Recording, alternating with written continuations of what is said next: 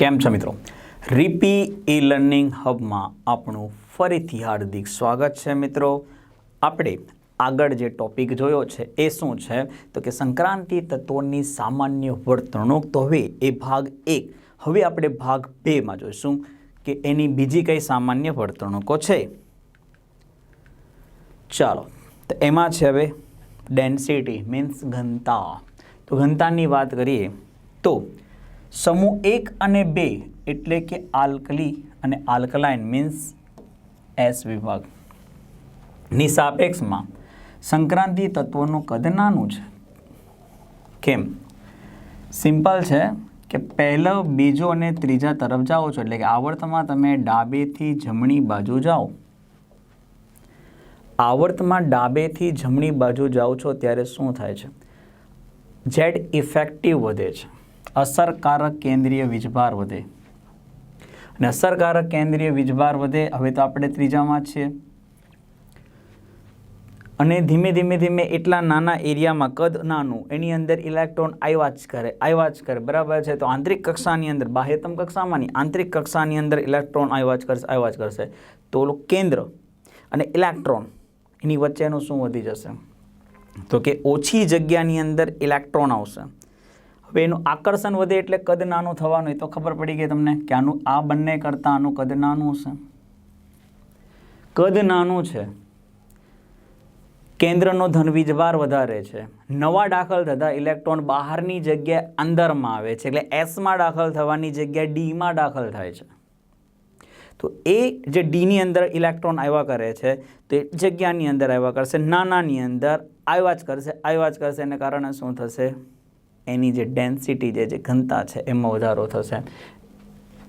આ કારણે સંક્રાંતિ તત્વોની જે ઘનતા છે એ વધે છે. ક્લિયર? ચાલો, આવર્તમાં ડાબેથી જમણી બાજુ જાઓ, કદ ઘટે છે, દળ વધે. હમણાં કીધું એમ કદ ઘટે પણ દળ તો વધે ને. દળ કેમ વધે? કેન્દ્રમાં પ્રોટોનની સંખ્યા વધે છે, આથી ઘનતા વધે. જે ઉપર સમજાયું છે જ પ્રમાણે છે. જો તો અહીંથી તમે અહીંયા જાઓ છો 21થી માંડીને 21, 22, 23, 24, 25, 26, 27, 28 શું થાય છે? તો તમે જ્યારે ડાબેથી જમણી બાજુ જાઓ છો, પરમાણુ ક્રમાંક વધે છે, કેન્દ્રમાં પ્રોટોનની સંખ્યા વધે છે. ક્લિયર? અને ઇલેક્ટ્રોન જે દાખલ થાય છે એ ક્યાંને બદલે ક્યાં દાખલ થાય છે તો કે એસને બદલે ડીમાં, એટલે કે 4sને બદલે 3dમાં જ દાખલ થાય છે. ક્લિયર? તો પછી શું થયું કે કેન્દ્રનો ધન વીજભાર તો વધે છે ને, એટલે મતલબ એનું દળ તો વધે છે એટલે એની ઘનતા વધે છે. અને આ બંને જે છે ઇક્વલ, નિયરેસ્ટ, આ બંનેની જે સેમ ટુ સેમ ઘનતા છે અને ZNની જે, તો પછી તમે એમ કહો તો પછી ZNનું જે છે એની ઘનતા જે છે તો વધારે આવવી જોઈએ.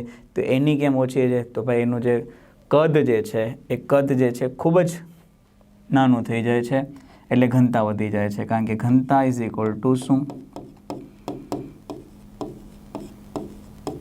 દળ ભાગ્યા કદ. તો ZNના કિસ્સામાં ખાલી આપણે કદને લેવાનું, બાકી બધામાં આપણે દળને પ્રાયોરિટી આપી છે. હવે ZNની અંદર જ્યારે વાત થઈ રહી છે ત્યારે આપણે કદને લઈશું ત્યારે એનું કદ જે છે એ ખૂબ જ નાનું છે. અને કદ જેટલું નાનું હશે એટલે ઘનતા વધી જશે, કારણ કે વ્યસ્ત પ્રમાણમાં છે.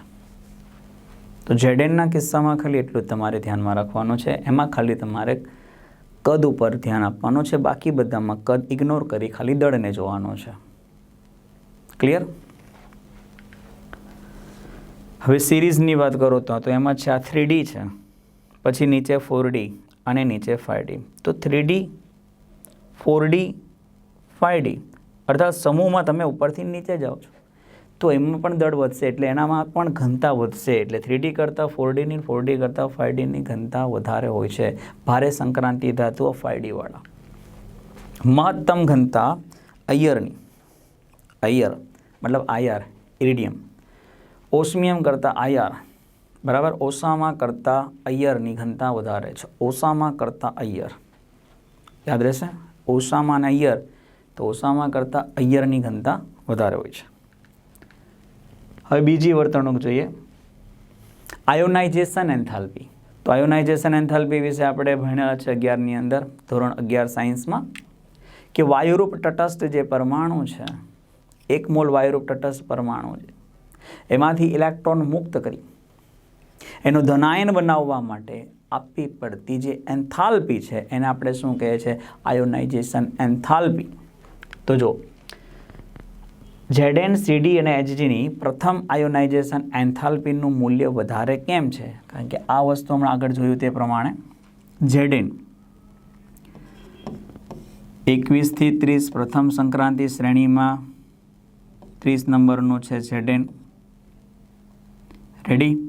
બીજામાં Y થી Cd, ત્રીજાની અંદર લા હાફ મંચુરિયમ એટલે કે મર્ક્યુરિયમ Hg.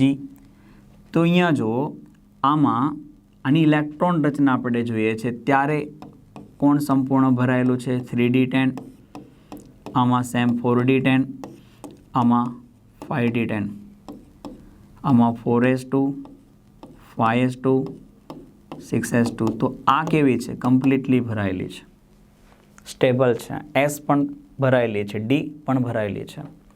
તો આમાંથી જ્યારે તમારે ઇલેક્ટ્રોન દૂર કરવું હોય તો વધારે ઉર્જાની જરૂર પડે, કારણ કે સ્થિર છે ને ભાઈ. અસ્થિર હોય તો આપી દેશે. સ્થાયી છે, સ્થાયી. તો એ સ્થાયીમાંથી ઇલેક્ટ્રોનને દૂર કરવા માટે ઉર્જા વધારે આપવી પડે. ઇટ મીન્સ કે આ જે છે પૂર્ણ ભરાયેલી ઇલેક્ટ્રોન રચના છે, અને પૂર્ણ ભરાયેલી ઇલેક્ટ્રોન રચના છે તો એમાંથી ઇલેક્ટ્રોન મુક્ત કરો એટલે પ્રથમ આયનીકરણ, દ્વિતીય આયનીકરણ, આ બધી જે એન્થાલ્પી છે એનું મૂલ્ય વધારે હોવાનું મેઇન રીઝન છે. કમ્પ્લીટલી ફિલ્ડ 3d10, 4s2, સંપૂર્ણ ભરાયેલી કક્ષક, સંપૂર્ણ સ્ટેબલ. ચાલો, દ્વિતીય આયનીકરણ એન્થાલ્પીની વાત કરીએ. પ્રથમ, તમે એ તો જાણો છો કે પ્રથમ આયનીકરણ કરતાં દ્વિતીય કરતાં તૃતીય આયનીકરણ એન્થાલ્પીનું મૂલ્ય વધારે હોય છે. પણ અહીંયા જ્યારે આપણે વાત કરીએ છીએ ત્યારે ઇલેક્ટ્રોન રચનાને જોઈને ચાલીશું. તો ચલો, SCTIV સુધી તમને કોઈ પ્રોબ્લેમ છે નહીં. આ બેની ઇલેક્ટ્રોન રચના લખીને ચેક કરીએ. ચાલો, પહેલાં આપણે જોઈએ Cr ક્રોમિયમ, Z બરાબર 24, અપવાદવાળી ઇલેક્ટ્રોન રચના.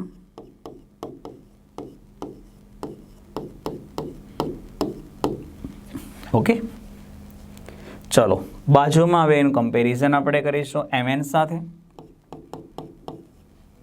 એનો Z 25, Ar 3d અને 4s, ચાલો 25, 18 ને 2 20 ને 5 25. હવે દ્વિતીય આયનીકરણ એન્થાલ્પીની વાત ચાલે છે. પ્રથમ નહીં, દ્વિતીય. તો એક કામ કરીએ, ચલો આમાંથી આપણે એક ઇલેક્ટ્રોન પહેલાં કાઢી નાખીશું. તો દ્વિતીય આયનીકરણ એન્થાલ્પી માટે હવે આવશે શું? તો કે 3d5. આ શું બની ગયો છે અત્યારે? તો કે Cr+. જ્યારે અહીંયા આપણે જોઈશું Mn+ ની વાત કરીએ, એક ઇલેક્ટ્રોન આપણે ઉડાડી દઈએ તો Ar 3d5 અને 4s1. હવે દ્વિતીયની વાત છે કે હવે જ્યારે તમે બીજો ઇલેક્ટ્રોન દૂર કરવા માંગો છો, તો બીજો ઇલેક્ટ્રોન દૂર કરવા માંગવું હોય તો અહીંથી માંગણી કોની પાસે કરવાની છે? તો કે D5 પાસે ઇલેક્ટ્રોન માંગવા જશો. પહેલાં માંગશો તો ના પાડશે, નહીં ભાઈ આમે સ્ટેબલ છે, હાફ ફિલ્ડ નહીં મળે. ઇઝીલી તો હું નહીં જ આપું. જ્યારે આમાં 4sમાંથી થશે, અને એને તો વધારે મજા આવશે, કારણ કે જો તમે 4sના ઇલેક્ટ્રોન લઈ જશો તો પોતે સ્ટેબલ થઈ જશે. એટલે આની જે છે દ્વિતીય આયનીકરણ એન્થાલ્પીનું મૂલ્ય ઓછું હોય છે, જ્યારે આની દ્વિતીય આયનીકરણ એન્થાલ્પીનું મૂલ્ય વધારે. કારણ કે આમાં દ્વિતીય આયનીકરણ એન્થાલ્પી તમારે કોનામાંથી કરવાની છે? અર્ધપૂર્ણ કક્ષક.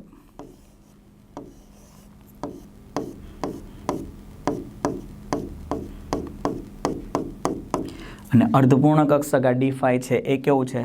તો કે સ્થાયી છે.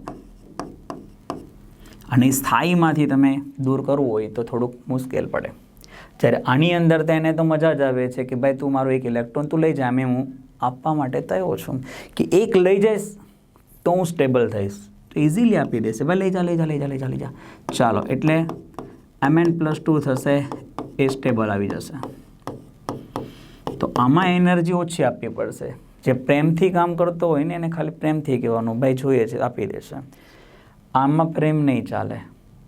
આમાંથી દૂર કરવું હોય કે તો પોતે સ્ટેબલ છે, પહેલી વાર માંગશો ના પડશે, ભાઈ આપણે સ્ટેબલ છે, રહેવા દે ભાઈ, નથી આપવો.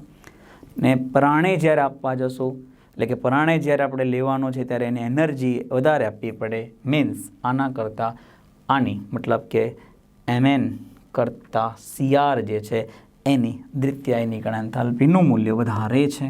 ઓકે, આથી Cr આવું સેમ Cuનું આવે. Cr અને Cuની દ્વિતીયાયનીકરણ એન્થાલ્પીનું મૂલ્ય એના પાડોશી કરતાં વધારે હોય. એના પાડોશી કરતાં વધારે, એટલે આડોશી પાડોશી કરતાં વધારે હોય. કોનું? Cr અને Cuનું. શું નોટ કરશો? Cr અને Cuની દ્વિતીય આયનીકરણ એન્થાલ્પીનું મૂલ્ય તેના પાડોશી તત્વ કરતાં વધારે હોય છે. સેમ રીઝન, દ્વિતીય આયનીકરણ. તો જેવી રીતે Cr 3d5 થાય છે એમ Cu જે છે 3d10 થશે. Okay, clear? હવે જોઈએ ઓક્સિડેશન અવસ્થા. મિત્રો, ઓક્સિડેશન અવસ્થા પ્રથમ સંક્રાંતિ શ્રેણીની ઓક્સિડેશન અવસ્થાની આપણે વાત કરીએ. તો ઓક્સિડેશન અવસ્થાઓની અંદર યાદ કેવી રીતે રાખશો એ મેઇન વસ્તુ છે. ઇલેક્ટ્રોન રચના તો આપણે આવી ગઈ છે, ફરીથી એકવાર જોઈ લઈએ. કેવી રીતે કીધેલું? પહેલાં તમારે જનરલી 21 થી 30 લખી દેવાના, પછી 2 1 2 2 2 3 2 4 2 5 2 6 2 7 2 8 2 9 2 10. બસ. ત્યારબાદ અહીંથી શું કરવાનું? એક ઇલેક્ટ્રોનને આમાં લઈ લેવાનું, અહીંયાથી એક ઇલેક્ટ્રોન આમાં લઈ લેવાનો. ઓકે, તો આજે અપવાદ તમારો આવી ગયો તો કે Cr અને Cu, કે જેમાં કેવી રીતનું આવશે? 5 1 10 1. બાકી રેડી છે. જો 2 1 2 2 2 3 2 5 2 6 2 7 2 8 2 10. ક્લિયર છે? ખાલી 2માં આપણે બદલાયું. તો આ બંને કેવા થયા? અપવાદ. ક્લિયર? એ તો યાદ જ હશે, જે આપણે લાસ્ટ લેક્ચરમાં આપણે જોયું છે. ચાલો મિત્રો, હવે વાત કરવાની છે એની ઓક્સિડેશન અવસ્થા, ઓક્સિડેશન સ્ટેટ. તો ચાલો એની કઈ રીતે યાદ રાખશો એ આપણે જોઈએ. સૌથી પહેલા આપણે લઈ લઈશું Mn. એમાં લખી દઈશું 2 થી 7 2 3 4 5 6 અને 7. Mnમાં 2 થી 7. પછી જેમ આપણે ઉપર જઈએ છે ઉપર, એમ તમારે એક ઓછો કરવાનો. બરાબર? ચલો Mn, આ Cr, V, Ti, Sc, પછી Fe, Co, Ni, Cu અને Zn. ઉપર જાઓ છો ત્યારે એક ઓછો કરતો જવાનો છે. એટલે અહીંયા 2 3 4 5 6. હજી એક ઓછો કરો. 2 3 4 5. હજુ એક ઓછો કરો. 2 3 ને 4, ખાલી 3. નીચે આવો છો ત્યારે તમારે 2 કીએ અટકી જવાનું. એકી નહીં, 2 કીએ. જેમ કે આમાં 2 3 4, આમાં 5 નહીં આવે, 6. સેમ અહીંયા 2 3 4 2 3 4. એકવાર 6 બે વાર, એકવાર 6 બે વાર 4. બરાબર? પછી અહીંયા 1 2 ખાલી 2, બે વાર 2. તો ચાલો ફરીથી અહીંયા તમને સમજાવું છું કેવી રીતે તમારે કરવાની. Mn છે એમાં તમારે શું કરવાનું? 2 થી 7 લખી દો. ચલો Mnમાં 2 થી 7, 2 થી 7 લખ્યું. હવે જેમ તમે ઉપર જાઓ છો એમ એક એક ઘટાડતા જાઓ. 2 થી 7, 2 થી 6, 2 થી 5, 2 થી 4, ખાલી 3. આમાં ખાલી એક જ ઓક્સિડેશન અવસ્થા મળે છે, કારણ કે સહેજ હિન્ટ્સ આપશું ત્યારે આની સાથે સાથે આ પણ નીકળી જશે. એટલે શું આવશે? ખાલી આ 2 ને 1 3, એટલે ખાલી 3. Okay, clear? ચાલો હવે જ્યારે આપણે નીચે ઉતરીએ છીએ ફેકોનિસ યોજાને જ્યારે આપણે કરીએ છીએ ત્યારે, તો ફેકોનિસ યોજાને અંદર તમારે શું યાદ રાખવાનું છે કે ભાઈ એન્ડ જે તમે આપો છો એ બેકી આપવાનો છે, જેમ કે 2, 3, 4 અને 6. આમાં 5 નથી લખેલું, એનસીઈઆરટીમાં બી 5 નથી, તો યાદ કેવી રીતે રાખશો? 5 નથી FEમાં, 5 F5VE. ચલો આવી ગયું, FEમાં 5 નથી, તો આમાં 5 નથી.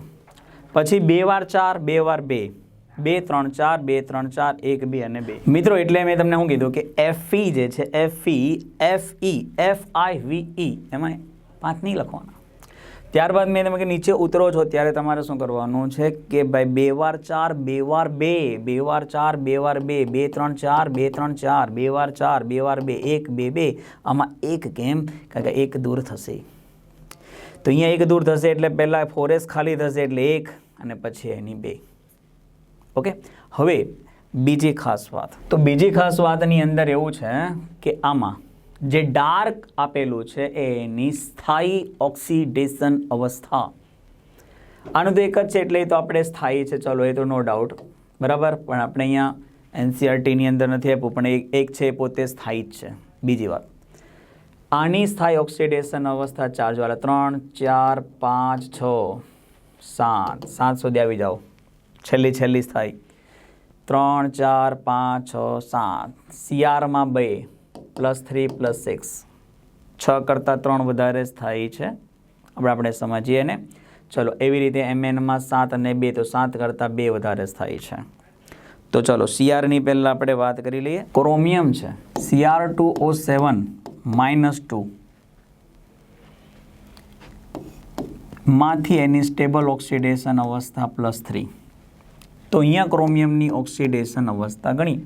7 દુ 14, 14માંથી 2 જાય 12, 12ના અડધા 6, તો અહીંયા એની ઓક્સિડેશન અવસ્થા 6 છે, અહીંયા થઈ ગઈ 3.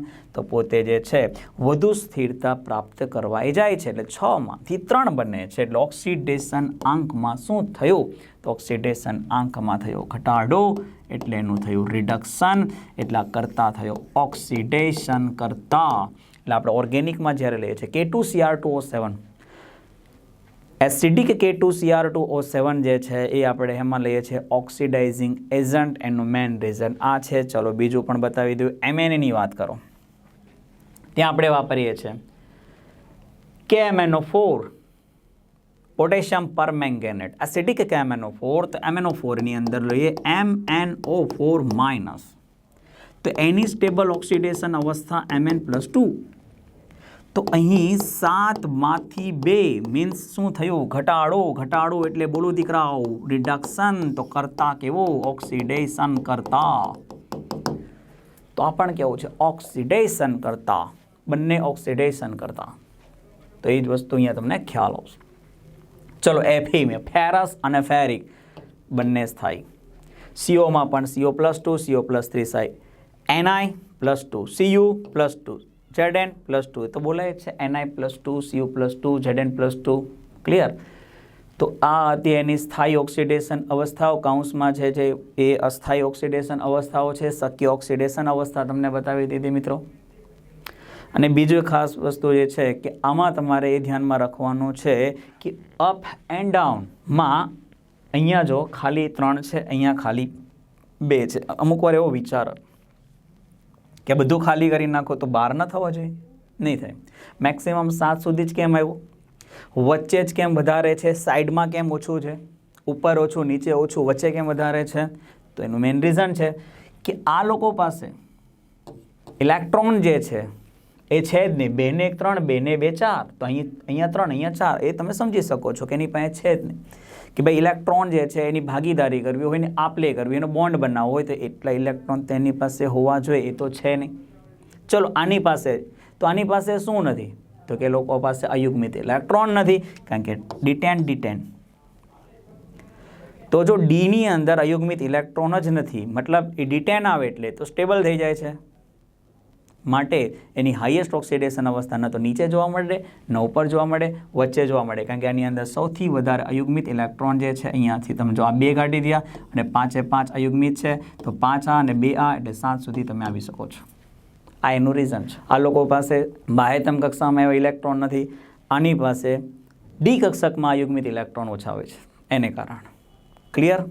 અને વચ્ચે છે ડી કક્ષકમાં અયુગ્મિત ઇલેક્ટ્રોનની સંખ્યા વધારે છે, તો આમાં સૌથી વધારે ડી કક્ષકમાં અયુગ્મિત ઇલેક્ટ્રોનની સંખ્યા એમએનમાં છે. તો આના 5, આના 2, ટોટલ 7, એટલે મેક્સિમમ ઓક્સિડેશન અવસ્થા એમએનની જોવા મળે છે. ક્લિયર? ચાલો, અહીંયા હવે એવું કીધું છે કે કઈ વધુ સ્થાયી છે. તો મિત્ર આ જો Sc+2 અને Sc+3, જ્યારે Sc+3ની જ્યારે આપણે વાત કરતા હોઈએ છીએ ત્યારે ઇલેક્ટ્રોન રચના લખીએ આપણે સ્કેન્ડિયમની Ar3d4s, તો 18 ને 2 20 ને 1 21. હવે +3 કરીએ આપણે, તો જો +3 કરીશ તો એની ઇલેક્ટ્રોન રચના થશે આર્ગોન જેવી, એટલે કે નિષ્ક્રિય, એટલે કે સ્ટેબલ. એટલે Sc+2 હોય એના કરતાં Sc+3 એ વધારે સ્થાયી છે. સેમ વસ્તુ Ti+4, તેમાં પણ Ar જેવી થશે. બધામાં સેમ ટુ સેમ જ આવશે. કારણ કે એ લોકોની રચના કોના જેવી હશે? Ar જેવી, કારણ કે આપણે D અને 4sને ખાલી કરીએ છીએ. આ થઈ ગયું ક્લિયર? ચાલો, હવે બીજું Mn+3 અને Mn+2ની વાત કરીએ તો કે ચાલો Mn, તો Ar3d4s 2 અને 5. ચાલો હવે Mn+2 કરીશું તો એની ઇલેક્ટ્રોન રચના આ રીતની આવશે, અને Mn+3 કરવા જઈશ તો ઇલેક્ટ્રોન રચના થઈ જશે 4. ઓકે, તો આમાં સ્ટેબલ કોણ? તો કે D5, અર્ધપૂર્ણ, એટલે આના કરતાં આ વધારે સ્થાયી છે. તો Mn+2 વધારે સ્થાયી, એનું કારણ D5 ઇલેક્ટ્રોન રચના.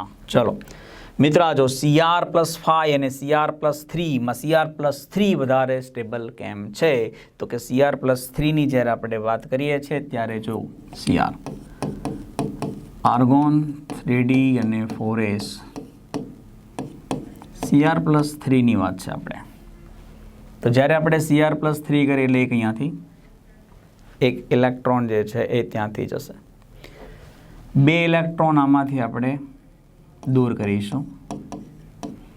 2 ઇલેક્ટ્રોન અહીંથી દૂર કરીશું એટલે અહીંયા આવશે 3, 3d3 થશે. તો 3d3 શબ્દ સમજો.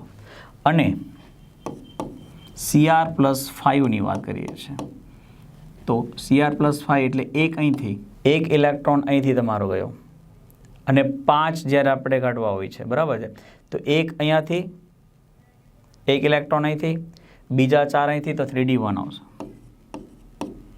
તો તમે અહીંયા જોઈ શકો છો કે આ 1 છે, આ 3 છે. તો સ્ટેબલ કયું? તો હું તમને બતાવું. એની સ્ટેબિલિટી આપણે કેવી રીતે લેવાની? તો એની સ્ટેબિલિટી લેવા માટે D5 આપણે ભણ્યા એ પ્રમાણે 11 સાયન્સની અંદર કે D5 છે 1 2 3 4 ને 5 એ ડિજનરેટ કક્ષક છે. 5ની શક્તિ સમાન છે, પણ જ્યારે સ્પ્લિટ થાય છે ત્યારે 3 નીચે 2 ઉપર, એક આખી થિયરી આવે છે. પણ અત્યારે આપણે અહીંયા જોઈશું 3 નીચે છે અને આપણે કહીશું T2G, ને 2 છે એને કહીશું EG. તો અહીંયા 3 આવે, જે હમણાં આપણે વાત કરી D3, તો D3 જ્યારે આવશે ત્યારે આ રીતે ઇલેક્ટ્રોન આવશે. તો અર્ધપૂર્ણ T2G થઈ એટલે સ્ટેબલ થઈ. તો અર્ધપૂર્ણ T2G ક્યાં આવે છે? તો કે Cr+3માં. આથી Cr+3 એ જલીય દ્રાવણમાં સ્થાયી છે.